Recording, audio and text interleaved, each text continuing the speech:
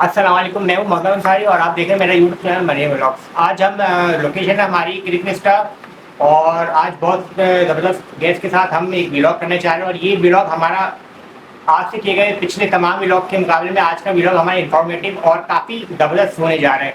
आज हमारे साथ जो हमारी गेस्ट मौजूद है वो किसी तारुफ का मोहताज नहीं, वो साइकोलॉजिकल इश्यूज़ के ऊपर काम कर रही हैं, डिप्रेशन, एंजाइटी और मेंटल हेल्थ थेरेपिस्ट के ऊपर बहुत ज़बरदस्त नॉलेज रखती हैं और बहुत ज़बरदस्त काम कर रही हैं। हमारे साथ मौजूद है हमारी बहुत प्यारी सी गेस्ट सरवत नसीम शाह। तो आइए मेरे साथ और जुड़े रहिए मेरे चैनल के साथ, हम इसको मज़ीद अच्छा करना चाह रहे हैं। हम मौजूद है अपनी बहुत प्यारी गेस्ट सरवत नसीम शाह साहब के साथ और आज इनके साथ हम बड़ी ज़बरदस्त किस्म की व्लॉग करने जा रहे हैं। अस्सलाम वालेकुम मैम, सबसे पहले मैं आपको खुशामदीद करता हूँ, आपने हमारे व्लॉग चैनल मरियम व्लॉग के लिए टाइम निकाला तो उसके लिए खुशामदीद। और हमारे देखने वाले, सुनने वाले और पसंद करने वाले, हमारे इस वक्त जो देखने वाले मौजूद है वो सिर्फ और सिर्फ पाकिस्तान में शामिल नहीं है, पाकिस्तान, इंडिया, बांग्लादेश, नेपाल, श्रीलंका में हमारे देखने वाले व्यूअर्स मौजूद है। तो सरवत नसीम शाह, आप हमें बताइए how to start your journey, आपकी जर्नी कहाँ से शुरू हुई, थोड़ा देर हमें देखने वालों को प्लीज बताइए। Thank you very much for having me in your vlog. अच्छा, जर्नी की जैसे आप बात करें, हम सबकी जर्नी बचपन से शुरू होती है और बचपन में बहुत सारे ऐसे एक्सपीरियंसेस होते हैं, ऐसे मुलाकातें होती हैं, ऐसे स्कूल कॉलेज के एक्सपीरियंसेस होते हैं जिनके बेसिस पे हमारी पूरी जर्नी बनती है। अब होता क्या है कि मैं इस वक्त क्योंकि साइकोथेरेपिस्ट हूँ, बच्चों के साथ, फैमिली के साथ काम करती हूँ, तो यहाँ पे हम ये देखते हैं कि बच्चों के जो, चाहे वो छोटा बच्चा हमारे पास आए, चाहे 25 ईयर्स का, चाहे 45 ईयर्स का, चाहे 65 ईयर्स का हमारे पास क्लाइंट हो, उनकी जो भी प्रॉब्लम से ट्रॉमा होते हैं 95% उनका जो रूट होता है वो चाइल्डहुड। तो मेरी जर्नी भी ऐसे ही है कि जो भी ट्रॉमास और जो भी एक्सपीरियंसेस अच्छे बुरे जो होते हैं वो आपके चाइल्डहुड से शुरू होकर वही शेयर करते हैं आपकी पर्सनैलिटी। तो आई फील कि मेरा वैसे तो बड़ा हैप्पी गो लकी चाइल्डहुड गुजरा। मैं 3 भाइयों की एक बहन थी और अपने पेरेंट्स की बिरदादी थी, तो उस हिसाब से बड़ी मेरी अच्छी लाइफ गुजरी। लेकिन जो देखने की जो फिजिकल लाइफ होती है ना, वो एक अलग होती है और एक इंसान की इमोशनल लाइफ होती है। तो वेरी सेंसिटिव चाइल्ड और मैं बहुत ऑब्जर्व करती थी चीज़ें, बहुत असर लेती थी चीज़ों का। तो मेरे ख्याल में इसी वजह से मेरी जो पर्सनैलिटी है साइकोलॉजी के हिसाब से बहुत ज़्यादा मेरा साइकोलॉजी में हमेशा इंटरेस्ट रहा, लोगों के बिहेवियर में बहुत इंटरेस्ट रहा और इन चीज़ों को ऑब्जर्व करती हुई जिंदगी के जो सारे एक्सपीरियंसेस हैं उनसे सीखते हुए मैं बड़ी। अच्छा मैडम, हमारे देखने वालों को थोड़ा सा ये बताइए, ये जो आपकी हमें स्टैंडिंग नजर आ रही है, खुदी क्या चीज़ है, थोड़ा इसको डिफाइन कीजिए प्लीज। जी, खुद ही मेरा एक पैशन प्रोजेक्ट है। आप समझिए कि ये अल्लामा इकबाल ने जो खुदी का कॉन्सेप्ट दिया है पर्सनल डेवलपमेंट का या सेल्फ एक्चुअलाइजेशन का, तो वो वेस्टर्न कॉन्सेप्ट से थोड़ा डिफरेंट है। वेस्टर्न कॉन्सेप्ट में सेल्फ एक्चुअलाइजेशन आपको एक सोलो और पर्सनल एस्पेक्ट से देखी जाती है और इंसान उस जर्नी में मुझे लगता है कि वो अकेला होता जाता है। जब तक जैसे जैसे वो सेल्फ एक्चुअलाइज होता जाता है वो एक अकेला इंसान रह जाता है जैसे उसकी जर्नी कंप्लीट होती है।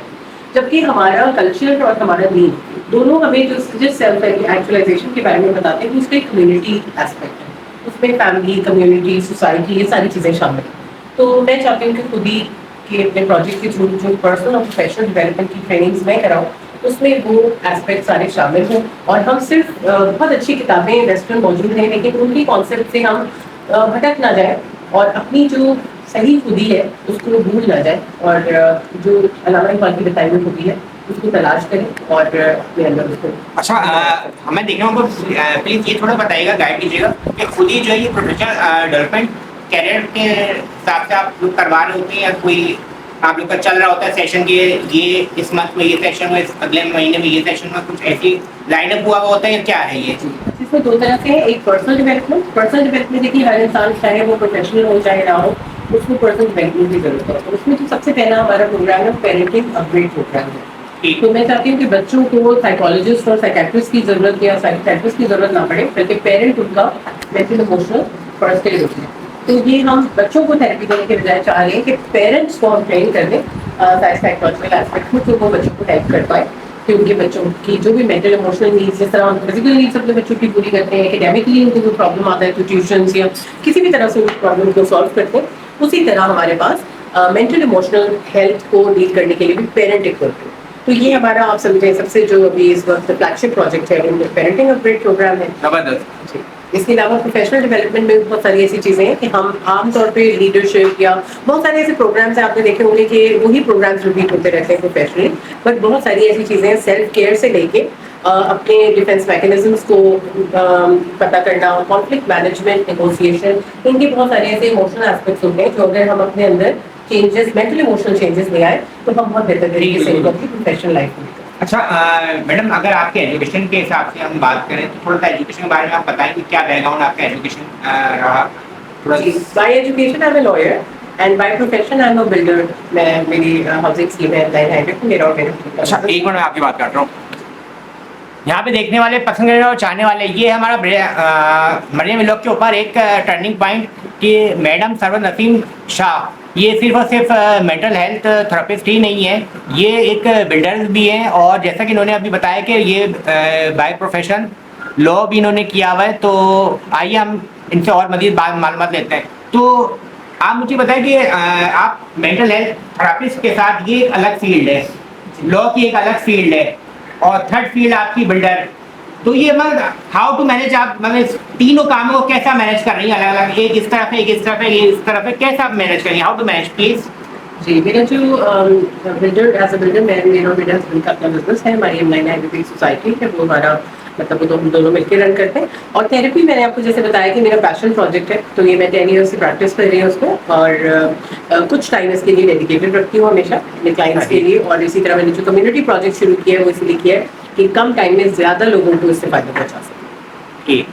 अच्छा मुझे ये बताएं कि आप जो ये तीन चीज़ें आप क्राइटेरिया के लिए लेके चल रही हैं, तो इसमें जो मेन आपका वर्क है वो है मेंटल हेल्थ थेरेपिस्ट का और बिल्डर वाला, और लॉ आप प्रैक्टिस में हैं या क्या सिर्फ आपने एजुकेशन को ली हुई है आपसे? जी, मैंने कॉर्पोरेट प्रैक्टिस की है इनिशियल ईयर्स में।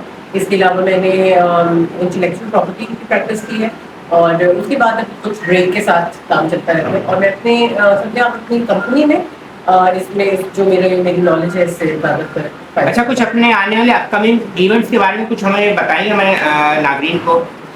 जी, इवेंट्स में बहुत सारी चीज़ें हैं जो हम अभी देख रहे हैं। इसमें सेल्फ केयर की बहुत हम कोशिश कर रहे हैं कि सेल्फ केयर लोगों को अगर समझ आ जाए, क्योंकि आजकल एक कॉन्सेप्ट बन गया है कि सेल्फ केयर आप तभी कर सकते हैं जब आप कोई लाखों रुपए खर्च करके ट्रिप पे जाए किसी दूसरे शहर या मुल्क में और कुछ दिन वहाँ गुजारें, तो ही सेल्फ केयर होगी। या लाखों रुपए आप लॉन पे खर्च करें या कोई आप अपनी कोई ऐसी ट्रांसफॉर्मेशन करें।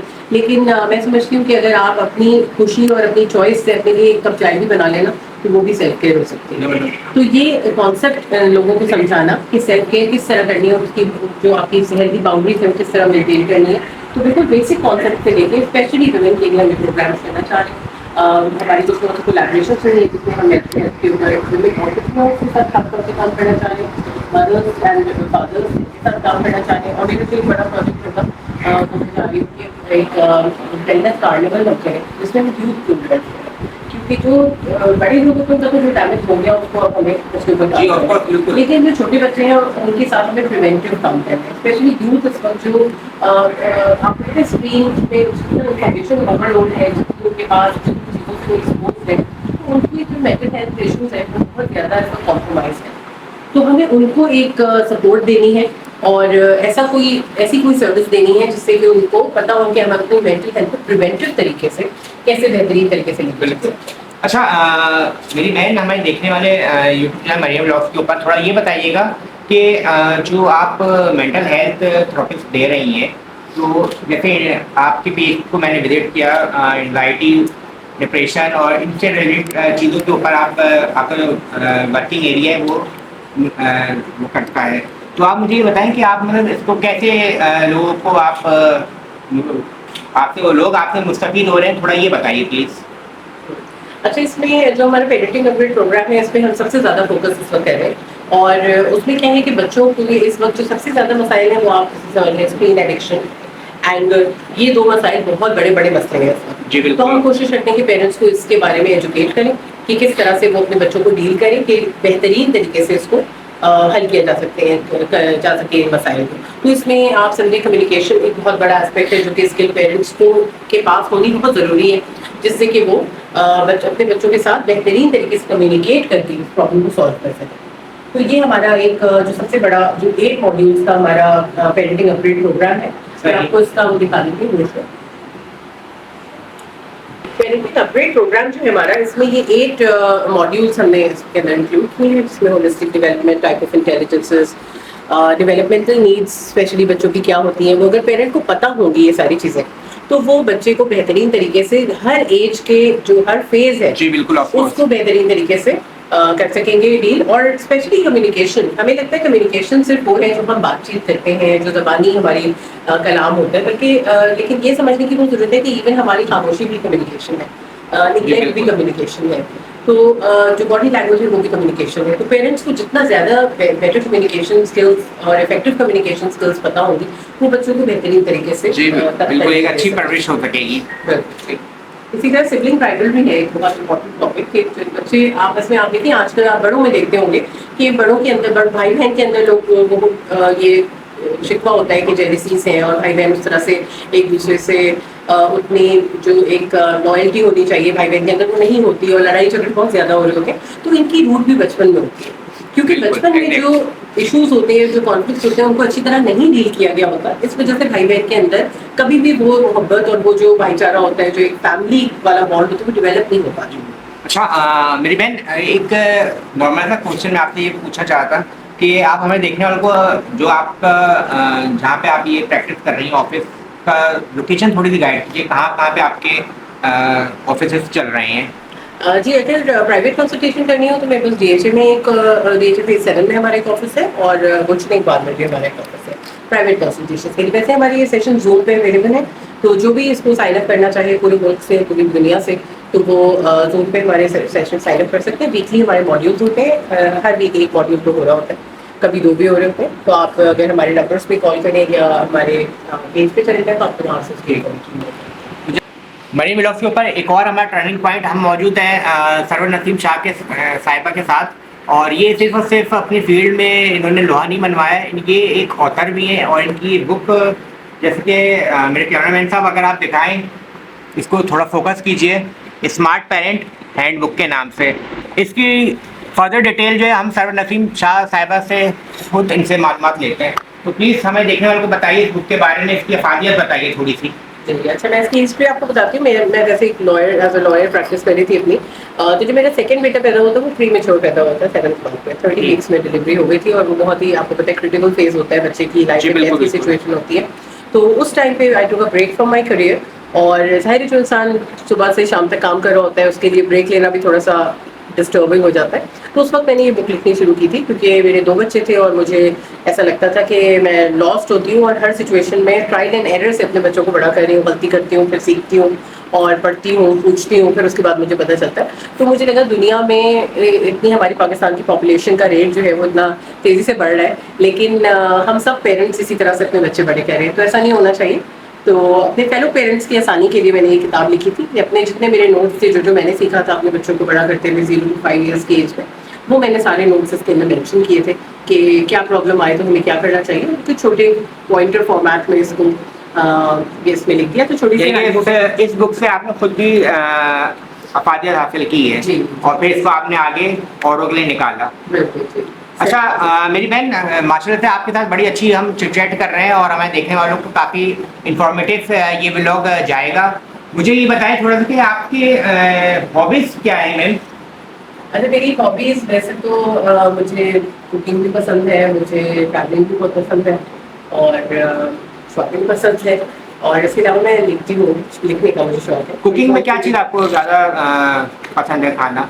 मुझे ब्रेकफास्ट ब्रंच प्रिपेयर करना पसंद है। और कुकिंग बनाने में क्या पसंद है आपको? बनाने में मुझे आई थिंक एग की वैरायटीज़, मेरे हस्बैंड को एग अंडे बहुत पसंद है, तो एग की वैरायटीज़ मैं शौक से बनाती हूँ। चाइनीज़ फूड शौक से बनाती हूँ। अच्छा, अगर हम आपके थोड़ी मैरिड लाइफ की तरफ बात करें तो आपकी शादी अरेंज मैरिज थी या लव मैरिज, थोड़ा सा ये बताइए हमें देखने वालों को। अच्छा, मेरी शादी लोग समझते हैं कि मेरी लव मैरिज हुई होगी, लेकिन मेरी बिल्कुल अरेंज मैरिज हुई थी, और एंगेजमेंट मेरी यानी बिल्कुल अरेंज थी, और फिर उसके बाद मेरे हस्बैंड से मेरी बहुत अच्छी अंडरस्टैंडिंग हो गई थी शादी से पहले। तो आई थिंक ये बड़ा मुझे लगता है कि ये बहुत आइडियल मॉडल। तो अभी माशाल्लाह आपके कितने बच्चे हैं, थोड़ा ही बताइए प्लीज। मेरे 3 बच्चे हैं, एक 16 ईयर्स का है, एक 15 ईयर्स का है और एक 8 ईयर्स का। तो आपके जो बच्चे हैं, क्या उनमें से कोई आपकी तरफ आपके काम से इम्प्रेस होंगे, कोई आपकी फील्ड ज्वाइन करना चाहेगा आपके साथ फॉर फ्यूचर? अच्छा, मेरे बच्चे अभी जो सबसे बड़ा है वो भी ओ लेवल्स के एग्जाम्स दे रहा है, तो मुझे नहीं पता बाद में क्या होगा, लेकिन मेरे बच्चे इंटरेस्ट लेते हैं इन चीज़ों में।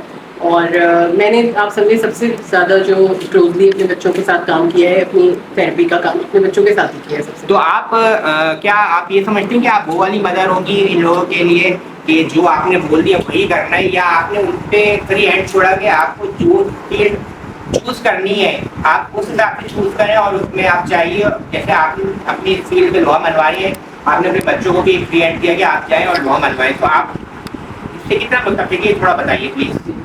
अच्छा, ना मेरे पेरेंट्स ने मेरे साथ ऐसा किया था, फिर उन्होंने मुझे कहा कि आपको यही करना है और आप जो उन्हें कहा है, और ना मैं अपने बच्चों के साथ ही करना चाहूँगी। और मेरे ख्याल में आजकल दुनिया जिस तरह बदल रही है और जिस तरह नई नई फील्ड्स आ रही हैं, मेरे ख्याल में पेरेंट्स को इस तरह की लिमिटेशन और इस तरह की जिद पेरेंट्स बच्चों के साथ नहीं करनी चाहिए। और लेकिन हाँ, गाइडेंस जरूर होनी चाहिए बच्चों को। ऐसा भी नहीं ना फ्री हैंड लेकर कि बस अपनी आपको जो करना है वो जिंदगी के साथ करें। आपको हमेशा एक फ्रेंड की तरह, एक गाइड और एक मेंटोर की तरह बच्चों के साथ अवेलेबल रहना चाहिए। दुनिया जिस तरह बदल रही है, नए जो फील्ड दुनिया में आ रही है, AI आ रहा है, ब्लॉकचेन आ रहा है, अगर आपको नहीं पता होगा तो आप बच्चों को बता नहीं पाएंगे। और जो एजुकेशनल और इंस्टीट्यूशनल इंपॉर्टेंस है डिग्री की या इंस्टीट्यूशन जाने की या अपनी पढ़ाई कंप्लीट करने की, वो इम्पोर्टेंस भी दोनों चीज़ें बच्चों के सामने रखना ज़रूरी है। यानी जो चीज़ें हमने सीखी ज़िंदगी से, एक्सपीरियंस से, वो भी बच्चों के सामने रखें, और आगे आने वाले जो नए तजुर्बात हैं, जो नई अपॉर्चुनिटीज़ हैं, वो भी सामने रखें, ताकि बच्चे की इन्फॉर्म डिसीजन ले सकें। अच्छा सरवत नसीम शाह, आप कितनी चूसी हैं अपने फील्ड से, अपने काम से, अपने वर्क से, थोड़ा ये बताइए प्लीज। अच्छा, मैं वैसे ही as a very passionate person, वैसे ही जनरली भी, तो मैं जो भी काम करती हूँ ना, उसको जो मुझे काम पसंद होता है मैं वही काम करती हूँ, उसके अलावा मुझसे कोई काम होता नहीं। तो हाउसिंग के हवाले से भी मैंने जैसे हाउसिंग में घर बनाना या प्लॉट बनाना, वो सब तो अपनी जगह है, लेकिन मैं उसके अंदर क्रिएटिव काम करती रहती हूँ। जैसे मेरा विमेन एम्पावरमेंट और पर्सन विद डिसेबिलिटीज़ के साथ मेरा चैरिटी वर्क और CSR काफ़ी ज़्यादा होता है। तो मैंने उसके अंदर विमेन एम्पावरमेंट के भी बहुत सारे एस्पेक्ट्स इस तरह के रखे हैं, जो कि बहुत आप समझे यूनिक दुनिया में चीज़ें, जो कि कभी कहीं दुनिया में ऐसी चीज़ें नहीं होंगी। तो खवातीन के लिए हमने एक खास ब्लॉक अलग कर रखा, और इस तरह से उसको एक्सेसिबल बनाया कि खवातीन प्रॉपर्टी की मालिक बन सके। तो ये उनके लिए आसानी करने के लिए एक बहुत खास एक चीज़ थी। इसी तरह से थोड़ा मैं देख रहा हूँ, तो प्लीज ये बताएं जो आप एज ए बिल्डर के काम कर रही हैं, जो आपका प्रोजेक्ट है वो क्या लोकेशन है, थोड़ा ये बताइए प्लीज। अच्छा, देखिए मेरा हाउसिंग स्कीम मेरी है नई हाईवे के ऊपर, थाना बुलाखान इंटरचेंज पे, मेन हाईवे के ऊपर ही हमारी सोसाइटी है, ग्रामीण टाउन के नाम से।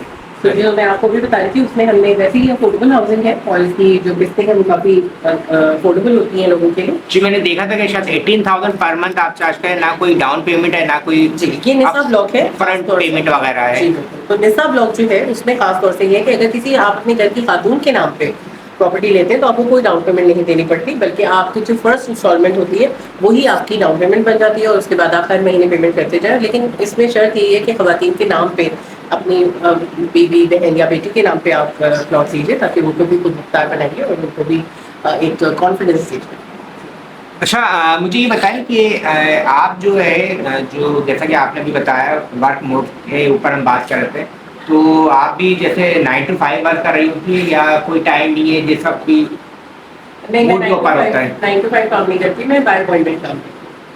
तो that way it helps me with my family as well, कि मैं बच्चों सबसे मेरा दिन शुरू होता है अपने बच्चों को स्कूल छोड़ने से, और उसके बाद फिर मैं उसी हिसाब से अपने दिन को प्लान करके ऑफिस में भी कुछ टाइम देती हूँ, कुछ अपने क्लाइंट्स को टाइम देती हूँ, कुछ हमारे जो सेशंस हो रहे होते हैं, मॉड्यूल्स हो रहे थे ऑनलाइन, वो करती हूँ। तो इस तरह से हमारा टाइम जो है वो मेरा दिन डिवाइडेड होता है, ताकि ये सारी चीज़ें इंपॉर्टेंट। तो आपको मूवीज और ड्रामा वाला देखने का शौक है?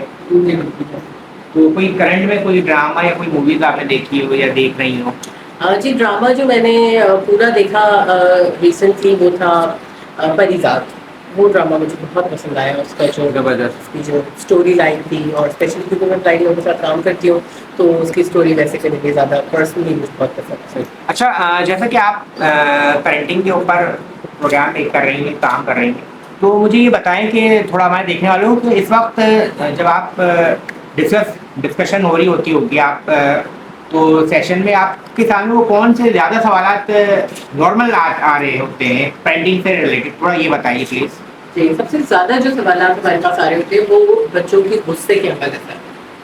और जो क्योंकि जो प्रेजेंटिंग इशू होता है ना वो हमेशा आमतौर पे जो पेरेंट को नजर आ रही होती है वो चीज़ वो ही लेकर आता है, लेकिन हम जब थोड़ा सा उसको एक्सप्लोर करते हैं ना तो वो जो मैंने आपको मॉड्यूल्स बताए ना इनमें से ही कुछ चीज़ें आ जाती हैं, या बच्चे के पास कम्युनिकेशन स्किल्स की कमी होती है या फिर सिबलिंग राइवलरी बच्चों का आपस में, क्योंकि जब एक बच्चा होता है घर में तो काफ़ी आसानी होती है, पेरेंट्स को भी टेंशन एक साइड होती है और जैसे ही दूसरा बच्चा आता है तो एक मैदान जंग बन जाता है घर।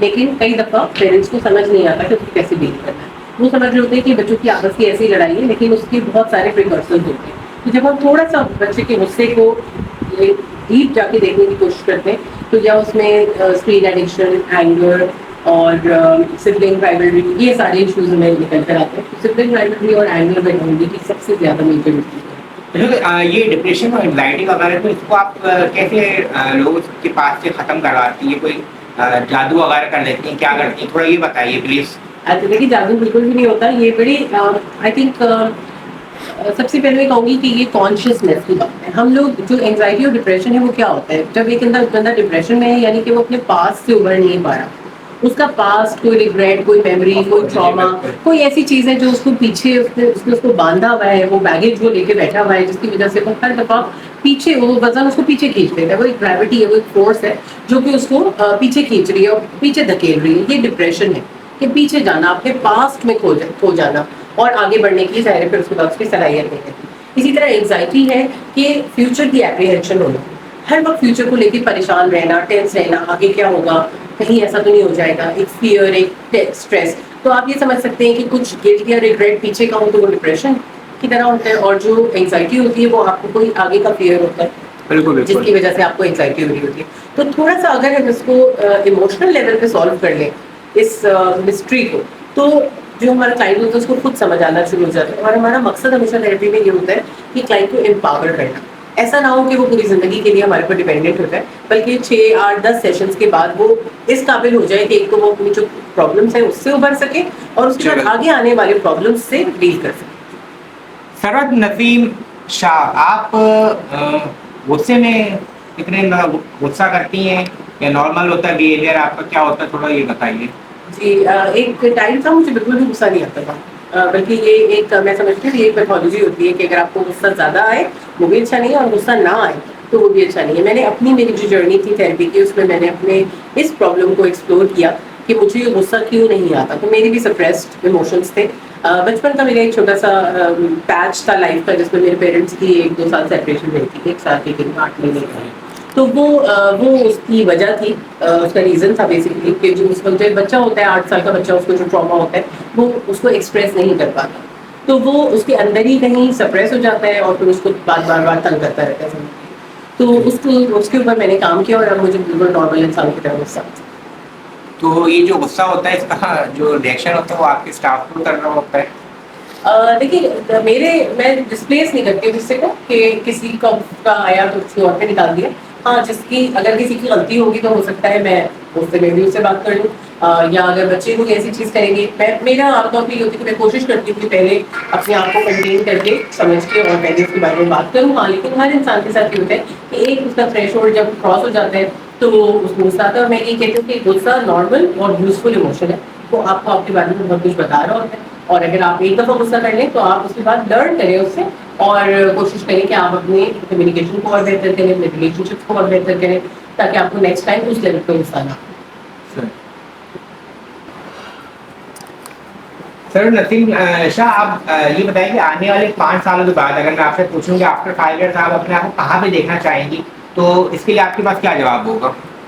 जी, मैं चाहूँगी कि मेरा जो खुद ही का प्रोजेक्ट है इसको मैं आगे लेकर जाऊँ और ज़्यादा से ज़्यादा स्पेशली मेरा तो पाकिस्तानियों के साथ है कि मेरे जितने भी फेलो पाकिस्तानी हैं आजकल जितना ये नफ्सियाती प्रॉब्लम्स का रुझान बहुत ज़्यादा बढ़ता जा रहा है और लोग उसको एक तो अवेयरनेस नहीं है, अवेयरनेस है तो इतना टैबू है कि हस्बैंड वाइफ को हेल्प नहीं लेने दे रहा, वाइफ बच्चों को हेल्प नहीं लेने दे रही, तो इसकी वजह से बहुत जो इशूज़ आ रहे हैं, तो वो हेल्थ का जो फैक्टर है ना उसको रिड्यूस कर दिया जाए और हम स्कूल्स में, कॉलेजेस में, ऑफिसेज में इस तरह की सर्विसेज प्रोवाइड करें पर्सनल प्रोफेशनल डेवलपमेंट के मद में कि उनकी मेंटल हेल्थ के जो आप सर मैं आपकी बात करता हूँ, आपकी जो ये मेंटल हेल्थ थेरेपी होती है ये विदाउट मेडिसिन होती है? जी, देखिए थेरेपी में कोई मेडिसिन इन्वॉल्व नहीं होती, मेडिसिन सिर्फ और सिर्फ साइकियाट्रिस्ट देते हैं जो मेडिकल डॉक्टर। ये तो इसमें कोई मेडिसिन इन्वॉल्व नहीं। तो मुझे ये बताएं कि अगर जैसे आप, मैं ये पूछूं कि आपने अगर फॉर एग्जाम्पल 100 लोगों के साथ आपने काम किया तो उसमें से कितने लोगों ने आप 100% सेटिस्फाई हो गए वो और वो चीज़ें उनकी ख़त्म हो गई? देखिए मेजोरिटी लोग जो होते हैं जैसे मैं रेकमेंड करती हूँ मिनिमम 6 सेशंस, क्योंकि ज़ाहिर है लोगों को खुलने में बताने में ऐसा ऐसा टाइम लगता है और उसके बाद कहीं वो जाके पहुँचते हैं। कोई एक इशू अगर वो लेकर आते हैं, वैसे इंसान की ज़िंदगी में मल्टीपल इशूज़ होते हैं, लेकिन अगर आप थेरेपी में एक इशू लेकर आए तो मिनिमम 6 सेशंस में काम करना चाहिए। और मेरे ज़्यादातर क्लाइंट्स का अल्हम्दुलिल्लाह 5 सेशंस तक वो दे फील सैटिस्फाइड। और कुछ चीज़ें ऐसी होती हैं जिनको टाइम लगता है, therapy is a long process. तो आम तौर पे कई लोग ऐसे होते हैं जिनको कई महीने भी लगते हैं अपने प्रॉब्लम को सॉल्व करने में, क्योंकि उनको एक्सप्लोर करने में टाइम लगता है और उनकी तरह डीपर इश्यूज होते हैं या पुराने इश्यूज होते हैं, तो उसमें थोड़ा सा टाइम लगता है। तो आपके जो सेशंस होते हैं ये कॉस्टली होते हैं या पॉकेट फ्रेंडली होते हैं कि लोगों के बजट में आ जाएंगे? अच्छा, पर्सनल थेरेपी जो 1-to-1 है, इट्स एन एक्सपेंसिव प्रोसेस। एक तो ये है कि 1-to-1 यानी 1 सेशन भी एक्सपेंसिव होता है, और ये कुछ सेशन सारे आपको मिनिमम जैसे 6 के सेशंस लेने पड़ते हैं, तो वो थोड़ा सा लोगों को एक्सपेंसिव पड़ता है। तो इसीलिए मैंने ये जो अभी सेशन शुरू किए हैं, ये एक आप समझिए पब्लिक नॉलेज है, मैं कितनी प्रिवेंटिव हो, ऐसी ज़रूरत ही ना पड़े कि लोगों को 1-to-1 थेरेपीज़ इस लेवल पे लेनी पड़े कि हर किसी को उसकी ज़रूरत पड़े या ज़िंदगी में ज़रूरत पड़े। अच्छा, मेरे चैनल पे जुड़े रहने का शुक्रिया, मगर अभी हम अपने व्लॉग को एंड नहीं कर रहे हैं। अभी माशाल्लाह से सरवर नसीम शाह जो है उर्दू अदब से पे भी इनकी काफ़ी गहरी नज़र है, तो हम इनसे बात करेंगे। मैडम थोड़ी सी बताइए उर्दू अदब से रिलेटेड आप किन शायर वगैरह को और किन अदीब वगैरह को आप पसंद करते हैं, थोड़ा बताइए प्लीज़। अच्छा, मज़े की बात ये है कि मुझे शायरी और अदब में कोई इंटरेस्ट नहीं था, बिल्कुल भी इंटरेस्ट नहीं था बचपन से। बस सिर्फ जितना कोर्स की हद तक और सिलेबस की हद तक शौक से पढ़ती थी, लेकिन उससे ज़्यादा नहीं। वैसे मेरे अब्बू शायर हैं, वो शायरी करते हैं, उनका दीवान में छपवा रही होती है उनका कलाम, लेकिन मुझे कोई इंटरेस्ट नहीं था शायरी में। लेकिन एक मेरी लाइफ का ऐसा वाक़या हुआ कि जब मैं अपनी थेरेपी एडवांस डिप्लोमा कर रही थी थेरेपी में, तो उस टाइम पे जब मुझे अपना पर्सनल रिफ्लेक्शन लिखना था, तो जैसे मैंने आपको बताया मुझे गुस्सा नहीं आता था, या मैंने जो चीज़ें अपनी प्रोसेस की, तो मुझे अपने पेरेंट्स से के साथ एक अपने फादर के साथ स्पेशली ग्रज था, जिसको मैंने प्रोसेस किया अपनी लाइफ में। और उसके बाद जो मुझे लगा कि जब मैं लिखने बैठी अपनी रिपोर्ट जो लिखने बैठी, तो मुझसे लिखा नहीं जा रहा था। हालांकि मैं राइटर, मैं बहुत लिखती हूँ, लेकिन जो जज्बात होते हैं ना, अल्फाज उसको जस्टिफाई नहीं करते। तो मैं कई दिन तक कोशिश करती रही और लिखती गई, मिटाती गई, लेकिन वो लिखा नहीं गया मुझसे। फाइनली एक दिन मैंने जब लिखना शुरू किया, तो कुछ मैंने पोइट्री में उसको लिखा, पोइट्री फॉर्म पर प्रॉपर पोइट्री लिखाना शुरू हो गई। और मैंने फिर पोम दर पोम, नज़म दर नज़म लिखी, और 5 नज़मों पे, यानी इंग्लिश पोइट्री थी वो, और उसके ऊपर मेरा जो पूरा प्रोजेक्ट था और जो रिफ्लेक्शन थी, वो मैंने पोइट्री में सबमिट की। तो कहते हैं जो नज़म है या अशार है, वो दरिया को कूदे में बंद कर देते हैं। तो जज्बात के इजहार के लिए भी आई थिंक इससे बेहतर कोई जरिया नहीं हो सकता। लेकिन ये कि मैंने ये सोच के नहीं किया था, तो ये भी मेरी एक लोगों को एडवाइस हमेशा ये होती है कि हर चीज़ का जवाब अपने दिमाग से ना ढूंढा करें, कभी कभी दिल में उतर के या जज्बात को भी अलाउ किया करें कि आप वो अपने आप को एक्सप्रेस करें। तो कोई अगर हमें देखने वालों को कोई शेर अगर आप कोई नज़र कर दे, कोई शेर जो आपको बहुत अच्छा लगता हो। हाँ, ये पोम मैंने लिखी थी, अपने ऊपर लिखी थी। साल जो जीस्त के गिनने बैठे, पीछे मुड़कर देखा माजी, क्या खोया क्या पाया इसने, नापा बचपन और जवानी। इल्म की शम्मा रोशन रखी, इश्क का शोला भी भड़काया, तसव्वुफ की आग में चोट लगाई, ममता की धूप ने खूब सिकाया। हिसाब की जबकि बारी आई, कलम रखा और शेर सुनाया, उम्र तो बस एक अदद ही रह गई, हरारत ने सोने को कुंदन बना। जबरदस्त। जी अस्सलाम वालेकुम मरियम व्लॉग्स, आपका बहुत शुक्रिया आज यहाँ आने का और वो एक बहुत मज़ेदार सा इंटरव्यू लेने का। मैं उम्मीद करती हूँ कि आपका चैनल बहुत सारे लोग देखेंगे और इससे बहुत इस्तेफादा उठाएंगे। I wish you all the best. Video के एंड पे हम अगेन सरवर नसीम शाह, आपका मेरे चैनल की तरफ से हम आपका शुक्रगुजार है कि आपने हमें अपनी कीमती टाइम में से हमारे छोटे से यूट्यूब चैनल के लिए थोड़ा सा टाइम निकाला। उसके लिए मैं काफ़ी आपका थैंक यू बोलूँ। पाकिस्तान जिंदाबाद। Thank you very much.